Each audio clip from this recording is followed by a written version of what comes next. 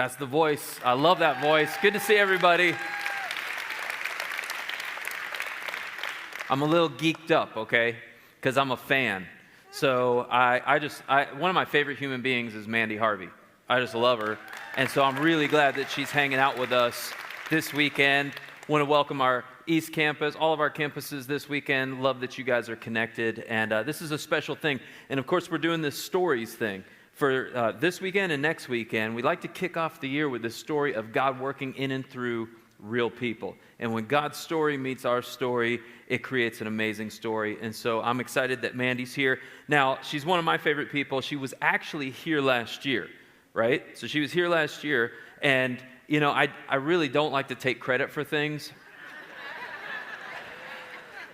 But you may have noticed that since she was here last year, she kind of blew up, right? Like the whole America's Got Talent thing. And it was hard for me as a pastor, you know, sharing her with the world. But I felt like God said, no, just put her out there. Anyway, no, I had nothing to do with it. But that golden buzzer moment, like that whole thing, you know, did anybody else cry? Raise your hand if you cried. Okay. I didn't. I was just raising my hand so that you would. No, I cried every episode. So big fan. And as we welcome Mandy and her interpreter, Judy, out here today, just remember that we welcome her this way, right? Because she can't hear the noise, but she can see the hands. So, all right, everybody, let's get the hands up and let's welcome our good friend, Mandy Harvey. It looks so good. It does. Oh, thank Yay. you. Hey. Hey. She told me back there that you were taking credit for everything. Well, thank you, I guess. I guess I'll just say thanks. This is Judy, everybody. Judy, the interpreter, that apparently tells her everything. Yeah. There's no getting away with it, buddy. So not much has changed since you were here last time, right? Everything's the same. Yeah. No, everything is different. It's quite odd. But I'm trying to navigate it step by step and failing at it, but then, you know, brushing myself off and navigating a little bit better. So hopefully. So last year, I mean, you were known, right? Yeah. I mean, you had concerts and people attended. Yeah, I mean, I'd been touring for like 8 years already. Right. So I had 3 jazz albums out, but, you know, I was still a relatively small fish in a very big pond. And I was approached with the opportunity to audition for AGT, and I was like, haha, no, only crazy people do stuff like that. But I was talking to my friend Eric, and he said, well, what do you want to do with your life? I said, I want to encourage people. I want to make people smile. I want to give people hope. And he's like, well, why are you afraid to do something like this then? If you say this is what you want to do for your career, think about how many people maybe you could uplift or at least cause them to think a little bit differently all in one throw. And I was like, Boom. And doesn't Eric have a disability? What's Eric's situation? oh, so he thinks he's so cool. You know, he's climbed Mount Everest and the 7 summits, and he's kayaked the Grand Canyon, and he's blind. And the two of us... Oh, and he's blind, by the way. I like to see people for what they do. You know, he always says, lead with what I am. You know, I am a climber. I'm a person who set up a nonprofit that encourages people to move past their barriers. It's like, don't lead with, that blind guy. So, right. You know, and I agree with that, because it's just like at the heart of who I am, I'm a musician. I just happen to be a deaf musician. But yeah, Eric and I are connected through No Barriers, and so he's the one who pushed me to write Try in the first place, because he asked me why I wasn't writing my own songs and telling my stories. And I said it's because I was afraid. And he's like, what's the worst that can happen? I was like, you know, losing my hearing was always my biggest fear. So what's the worst that could happen if I write a song that you don't like? I guess not much. So it's okay. No one's ever thrown a tomato? only at you. You know, I just happened to be standing next to you at the time. You know. I don't like to label myself as idiot pastor. I like to just say that I'm a pastor who happens to be an idiot. Well, you like to, you know, leave something to the imagination, give people a moment to really digest it all in, Right. piece by piece. Oh my It can goodness. be a little nauseating at first. It's a lot to take in. Just kidding. Just kidding. I signed up for this abuse again a year later. How kind the memory is. Okay. no. So, I forgot. What? I did something for you. Oh no. You ready? I just have to remember it. All right. Welcome. Real life. Yeah! Welcome you. to real life. Yeah, Thank you. life. Thank you. You could say you're welcome, Welcome or welcome. Yeah. Yeah. Okay. Oh, Not bad. so good. You have no idea how hard it is to teach me something. So it took all of the internet and lots of support from friends. Anyway. Well, you did good job. Well, let's not make this about me, Mandy. Well, you know, you've already taken enough credit, I think. Your wit. Yeah, it intimidates me. Anyway, so let's watch the moment. Is it okay? Can we watch the yeah. golden buzzer moment together? Yeah, it's bizarre. Don't you guys think that would be cool? If we watch, yes, we're gonna watch Mandy watch the golden buzzer moment. All right. Here we go. Let's watch it.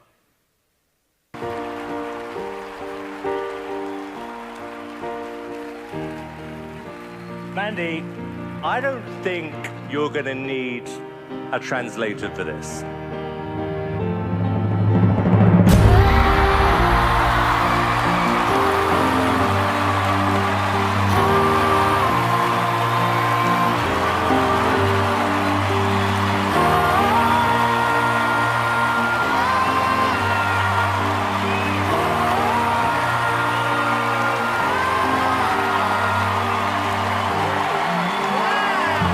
And you can tell everybody this is a song.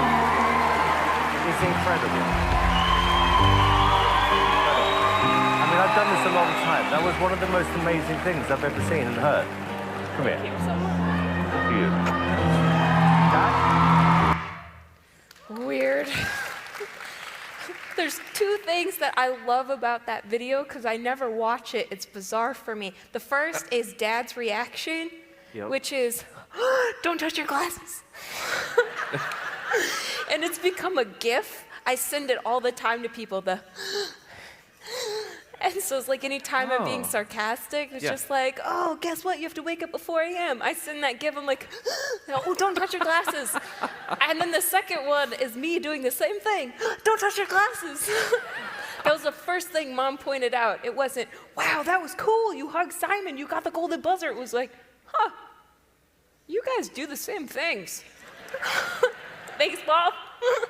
I hadn't noticed, but Now you're not gonna not notice. You're gonna be like, oh yeah. every time. Don't touch your glasses. It'll help me not cry. I just cried again. Did you? Yeah, I was steaming. Do you saw it? No, it was there earlier. Because it's so powerful. Your dad's reaction, too. Just knowing the story Yeah. and just months before having you here, like, and seeing how God was sort of climaxing all of that pain and that drama, like, as a blessing to you, but also as a gift to everybody, was powerful. Oh, well, thank you. It was a very odd day. It was the first day of filming, and it was back in March. And I was like the second act to perform. And Simon made an announcement before any of us walked out on stage. He said, it's the first day of filming. I am not using my golden buzzer, period. And before my sound check, they tested all the red X's, so I was feeling really confident. And then right before I went on stage again, they tested all the red X's. And I was like, oh, they really know how to make a girl feel welcome. And so when I walked out on stage, I made a point to make sure that they didn't know beforehand my story at all. I didn't want the judges to be biased. I just wanted to go out and sing a song and not have it be anything different than anybody else. And so that was in the contract that they couldn't know before. Wow. And then he was just like, and I was just like, what? And I had never seen the show before because I don't watch TV. And I was like, what's happening? They kept saying, it's like, you go straight to the live shows. I didn't know what that meant either. And I was like, all right, here we go. Did you guys know that backstory about the contract and they couldn't know the story? I didn't either. That's amazing. And we all love celebrity gossip. Oh, yeah? Yeah. Do you want more? Yes. Okay. So first day of the live shows, I met Puddles. And the two of us got along really well because he doesn't talk and I don't listen. So we communicated with a lot of facial expression, and we were both really awkward in general. And so we would pass by each other, and every once in a while we'd sing to each other because that's the only time he ever talks. And so I started singing Radiohead Creep just because I felt so uncomfortable, because being in front of that many people, like everybody else. Radio version? Well, the clean. Yeah. Okay. Yes. Clean okay, version. But you know, one of my favorite songs. It was one of those moments where you realize that you're the only person who's never competed on a show before. Everyone else had. Wow. Except for me. And I was like, what? I don't know what we're doing. What is this gonna look like? They're like, oh, this is what's gonna happen. Oh, this was gonna happen. These little 5-year-olds, so they're just like, this is no big deal. This is gonna happen and this is gonna happen. And I was just like, okay, what? But so I would sing Creep to him, and then he was just like, yeah, I feel a little out of place myself. So that was like my bonding moment with Puddles. Puddles. Yeah, Puddles, man. And then I got pneumonia, which was great. Yes, tell them this story. For the entirety of the live shows, so everything from then on, I had pneumonia. So I was in the hospital, 106 fevers. It was fantastic. We had medics and all sorts of staff making sure that I survived. So I was like coughing, and I couldn't make audible noise. And then, you know, it'd be like the day before you go out on stage, and you're just like, okay, we got this, God. And I would walk out on stage, and I would just sing and do my best. And I had no idea if noise was coming out. So for the finals, because I was so sick, I actually got off stage and cried because I couldn't tell, because it was so inflamed, that if noise came out or not. And so I was freaking out that I didn't even make noise.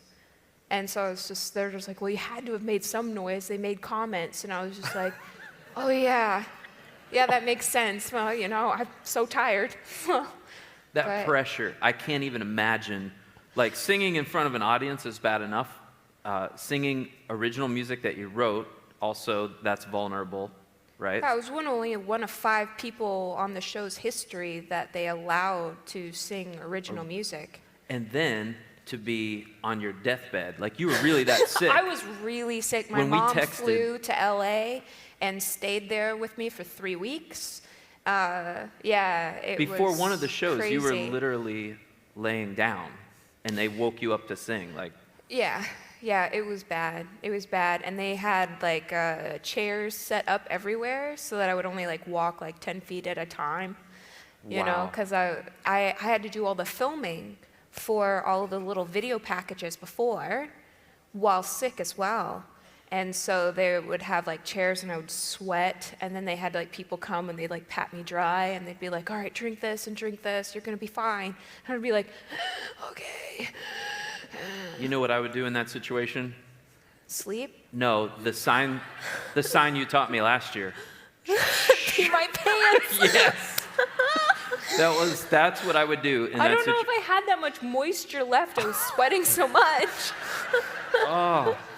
Okay, and then she sounded amazing, didn't she? Like, you would have had no idea she had pneumonia. Like, incredible. So thank you. you're getting 2 of these from me. Oh, thank you. And the golden buzzer.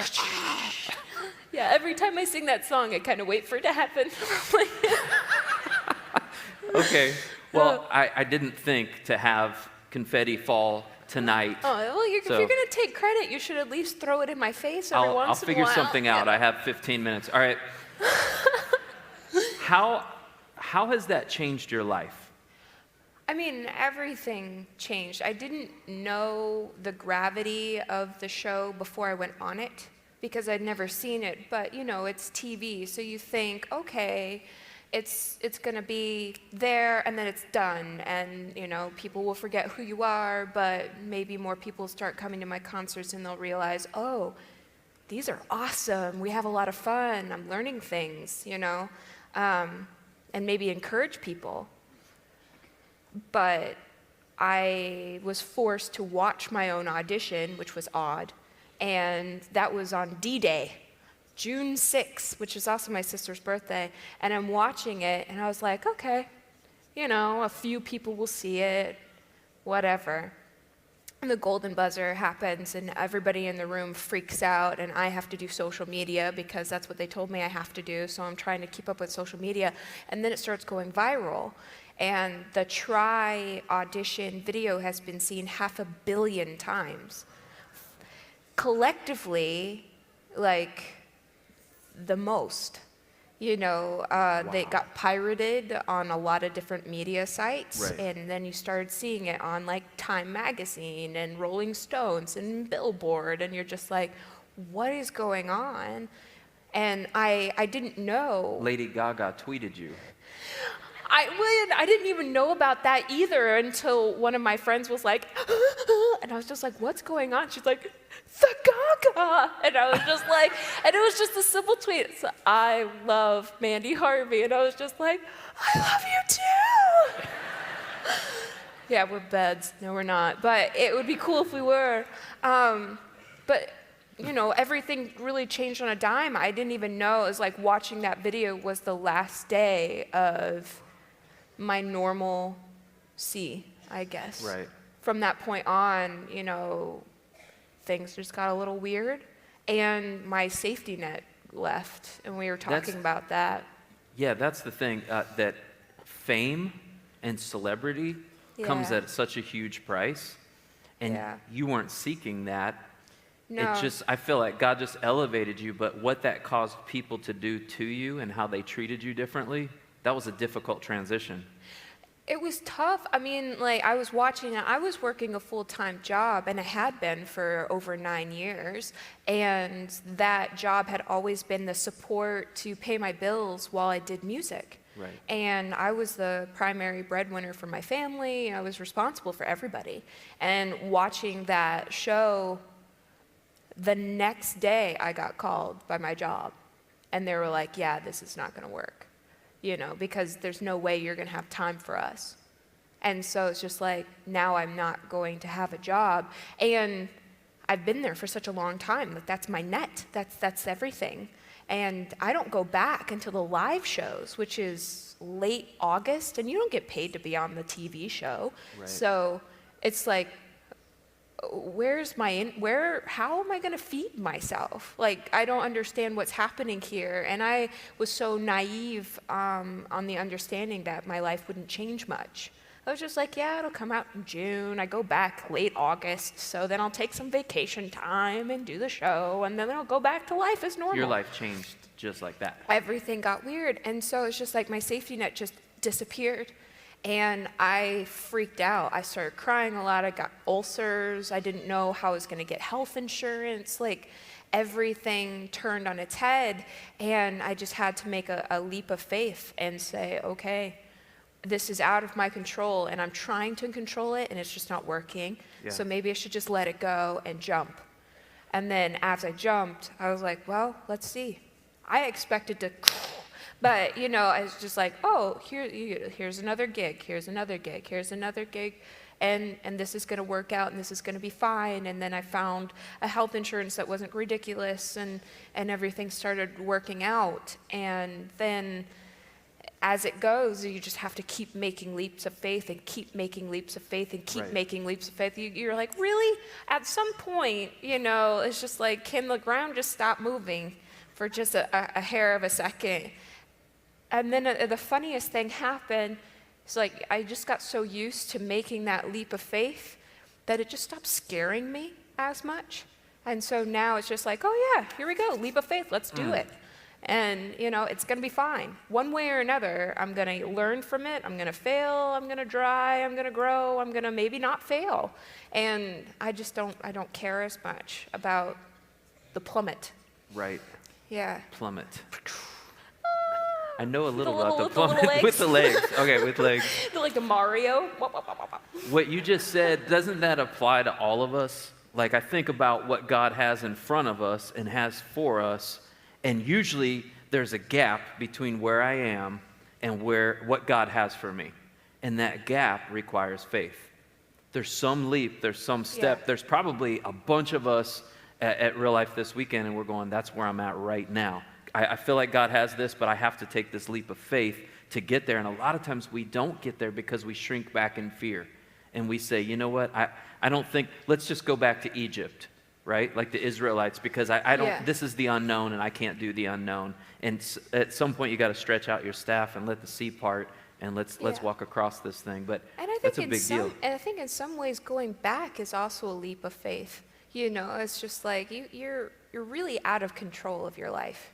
Things Right. are going to happen to you one way or another. Right. Whether you stay still or you move, something's going to happen. That's true. And so why not have it be towards something positive? Yeah. I had given up on my life for such a long time after losing my hearing and giving up on music and my dreams that I consumed myself in it.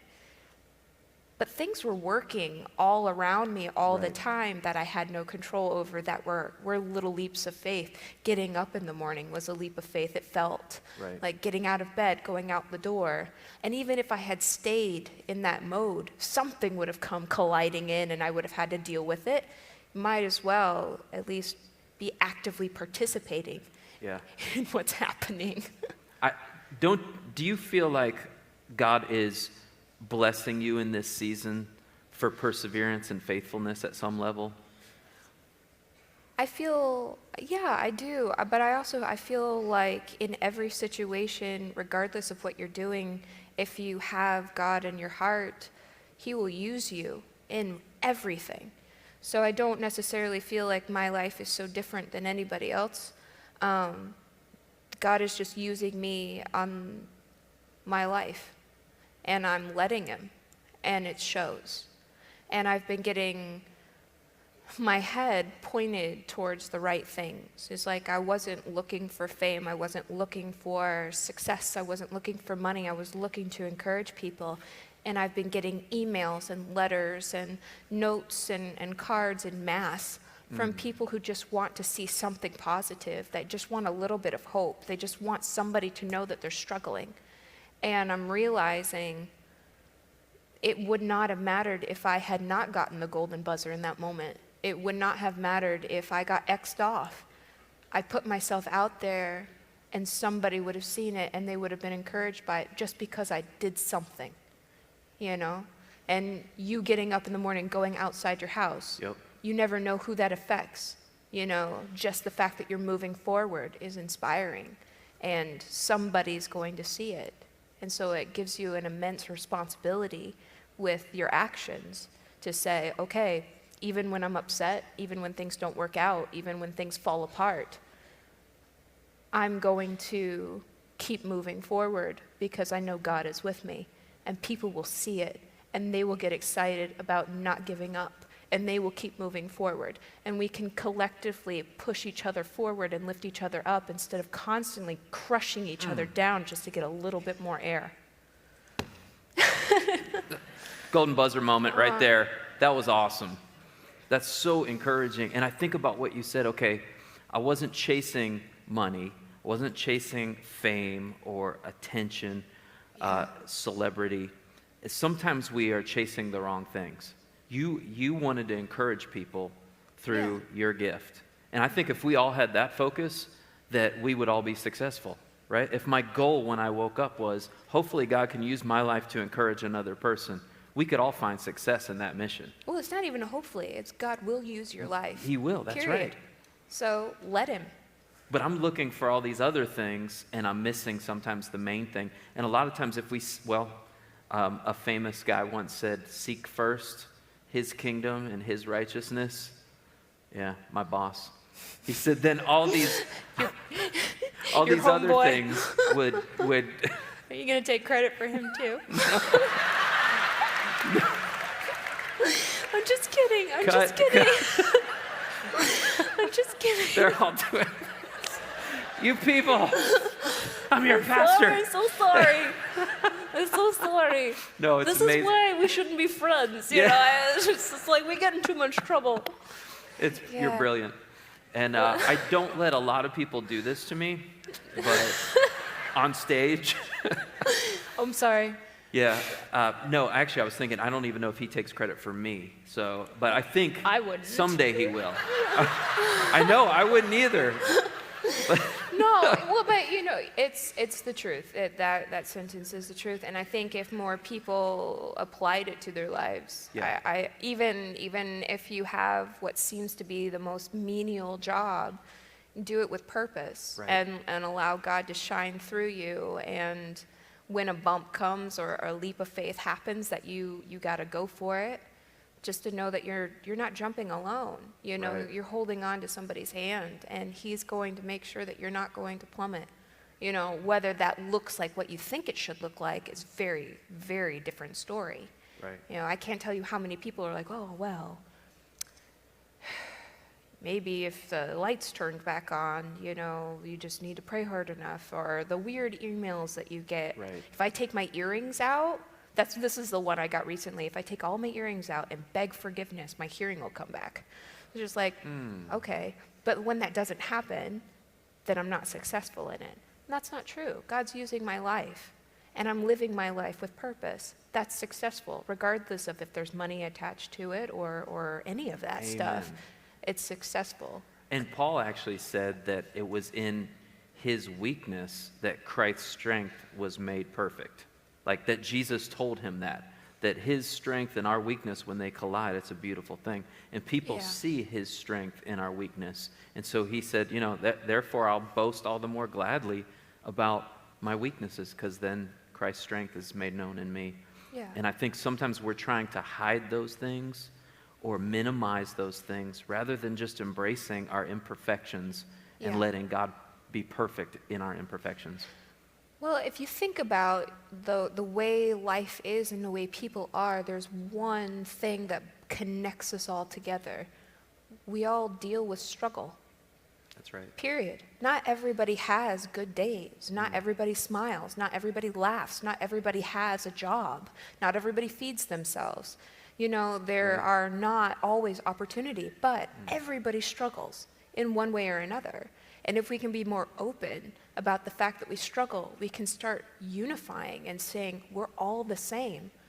Let's help and hold each other up. You know, let's Amen. move past it. For sure. What's God opening up in your life now? Anything that he's using you to do that's new and exciting? Oh, I'm so excited. Yeah, life is good. No, it's amazing. I'm doing a lot more work with nonprofits with No Barriers. I'm going to go on a hike in June to Nepal. We're taking a group of students. They're going to start opening registration for that too. We're going to take some students to Nepal with disabilities, and we're all going to climb a mountain together as a team and show that what's within us is stronger than what's in our way. Give us friendships and connections that can get us through life. And I'm working with getting more ukuleles and instruments into children's hospitals. I volunteer my time a lot. I'm trying to change the face of concerts and festivals so that they're more inclusive. I love that. To having ASL interpretation for the songs accurately instead of it being like a last minute thing and they don't know the meanings of the songs, giving the interpreters a way to be successful. And closed captioning.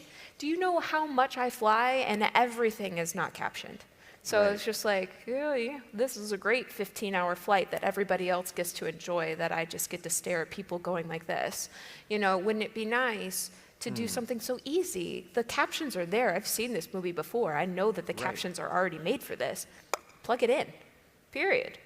Let's make it more inclusive. Let's stop pushing down people and saying that you're not worth the time for you to be able to understand what's happening.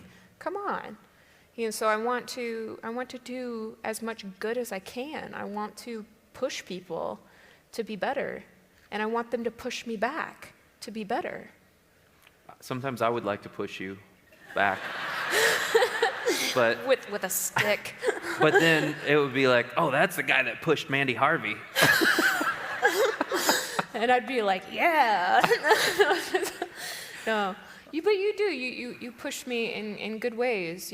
That's the beautiful thing about being connected in a community, in a congregation, is we're all on this journey together. And we've had a lot of conversations privately about all this change and everything that's happened, and you push me a lot. And so that you can take credit for. Yes. But, I knew I did something right. But everybody has the ability to push somebody. Yeah. And you do. And hopefully I push you. And hopefully, For sure. We all can collectively push each other. I would say, like, the way you inspire me is, now, your voice is amazing, for sure. Oh. And you play the ukulele well. But songwriting, to me, is such a unique gift, because there are people that can play and perform, but writing a song comes from someplace deep inside. And your ability to cut through the madness and bring meaning, to me, in ways that it applies to all of us, right? Like, your songs were written from you about something that happened in your life, but you're able to share them in a way that applies to every one of us. And I think that's such an amazing gift that you're sharing with the world. Well, thank you. As a person who writes songs, I don't think there's a better compliment than that. And thank you. Yeah. It was a weird transition. You're Oh, welcome. you're welcome. It was weird to start. And like I said, it was a conversation with Eric to say, okay, I'm giving myself permission to move past fear, to do it. And I've realized so many times the biggest thing holding me back was fear. And I'm just really tired of allowing it to control my life. And so I started writing music. What you just said, I think we're going to end there, because I want you to share. Is it okay if we have her sing a little bit? All right. For sure. I want to pray with us. Yeah. And just what you said about fear, though, I think there's probably somebody here that's where you're at right now. You're stuck in fear, and God's calling you to take that leap of faith. Just trust Him. He's faithful. But I'm going to close this in prayer, and then we're going to allow Mandy to share her gift with us. Let's pray. God, thank you for being here with us. Thank you for loving us. Thank you that you're crazy about us, and we know it. I love that about our church. It changes things. And I want to thank you big time for my friend Mandy. I love her heart. I love her passion for life. I love the way you've gifted her. Lord, I love the way she's persevered. She's inspired all of us to try, to take next steps, to do the next right thing. And it's just really encouraging, because a lot of us complain about things and we look at her and we go, I need to stop. And I'm just going to take that next step. So, God, for the things you're calling us to, there's some things we got to leave behind, and there's some steps we got to take. Just allow us in faith to move forward boldly. And as Mandy performs for us now, God, just touch our hearts in meaningful ways. Just be here with us, we pray in Jesus' name. Amen. Everybody, Mandy Harvey.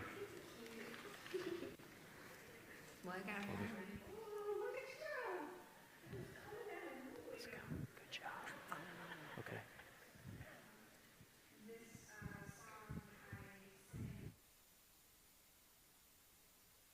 Bit about why I wrote it. When I was in middle school, I was handing out socks to homeless people, and I met this woman who came up to me and she grabbed my arm and said, "Nice to meet you. Are we flying?" And I was like, "Whoa, okay." And then she started telling me her life story about how she was a Russian ballerina with a dream to dance in America.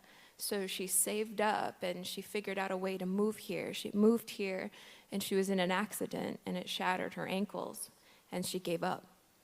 and she gave up on everything. And I remembered her, and I said, I never want to become this woman who just gives up. And then my dream died, and I gave up. But when I closed my eyes, I could still see her face. And I said, oh, I see it now. This is a leap of faith. She just didn't jump. I have to jump. So this song is about taking a jump. It's not saying, I know where I'm going, I know how to get there. It's saying, I have no clue. But I'm going for it.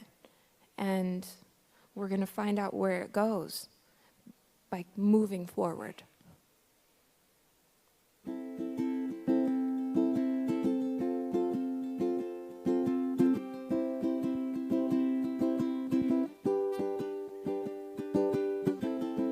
Nice to meet you. Are we flying?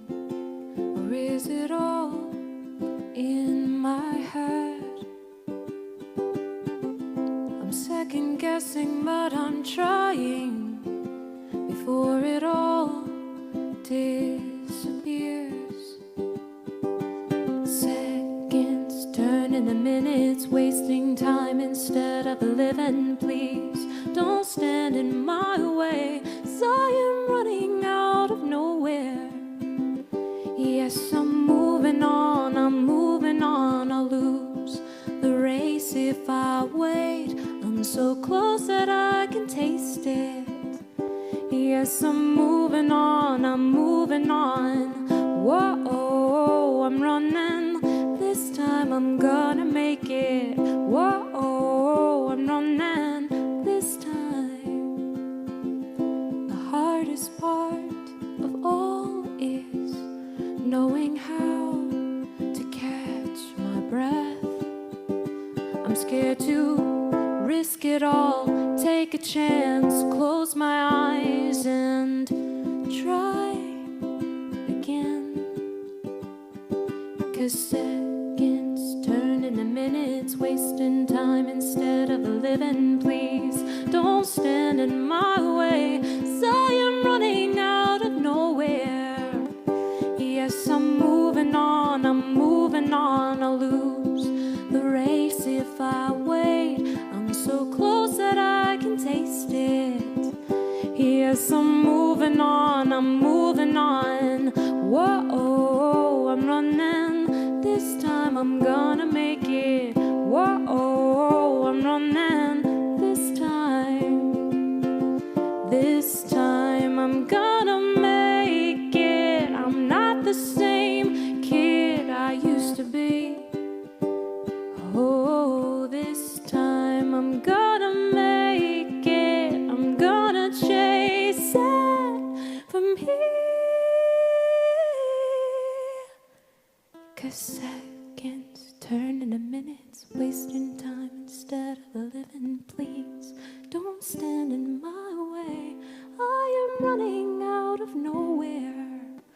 Yes, I'm moving on, I'll lose the race if I wait. I'm so close that I can taste it. Yes, I'm moving on, whoa, I'm running, this time I'm gonna make it. Whoa, I'm running, this time, whoa, I'm running, this time I'm gonna make it. Whoa, I'm running, this time. Yeah. Thank you. Would it be okay if I ding another one? Okay. This is a song that I wrote. It's about going through life together, being on a journey together, and holding each other's hands as you go.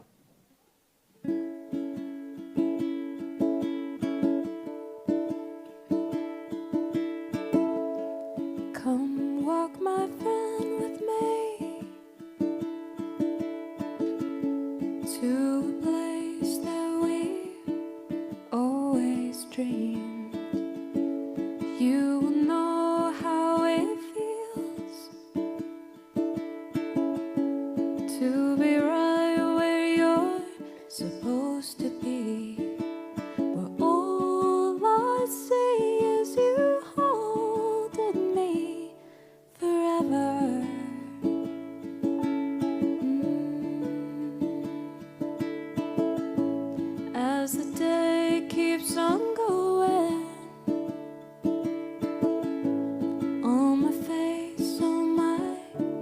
thoughts are showing. Can you see it in my eyes?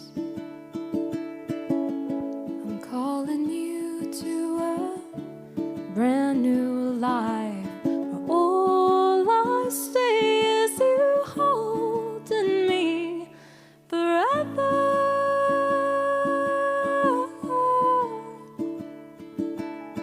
All I see is you holding me forever.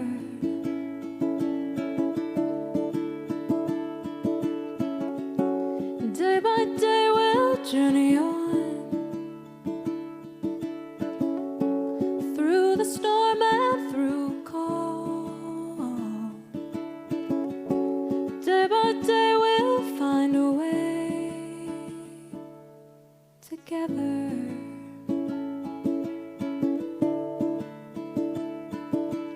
'Cause all I see is you holding me forever.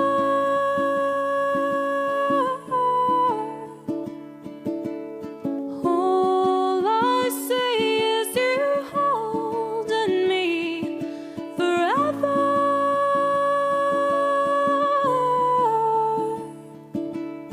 All I see is you holding me forever.